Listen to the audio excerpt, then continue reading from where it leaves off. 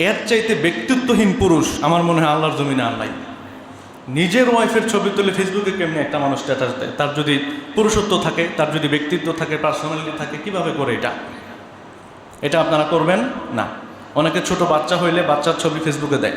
বাচ্চার ছবি যে ফেসবুকে দিলেন, সবার নজর কি আপনি এড়াতে পারবেন? ঢেকে রাখতে পারবেন? সবাইকে আপনার এই জিনিসটা ভালোভাবে নিবে? আপনার একটা ছেলে হয়েছে, এমন অনেক মহিলা এই ছবিটা দেখবে যার 14 বছর ধরে সন্তান হয় না। এটা দেখেই তার ভিতর থেকে একটা দীর্ঘ শ্বাস বেরোবে, আমার নাই, অমুকের আছে। এই যে নজরগুলো, এই যে কষ্টগুলো, দীর্ঘ শ্বাসগুলো, এগুলো আপনার বাচ্চার জন্য কাল হয়ে দাঁড়াবে।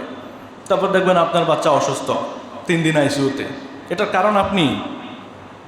বিমা কাসাবাত আইদিন নাস, এটা মানুষের হাতের কামাই। রাসূল সাল্লাল্লাহু আলাইহি ওয়াসাল্লাম বদনজর থেকে বেঁচে থাকতে বলেছেন। তিনি বলেছেন এটা একটা শয়তানের তীর, বিষাক্ত তীরের মতো বদনজর। এই জন্য সকাল সন্ধ্যা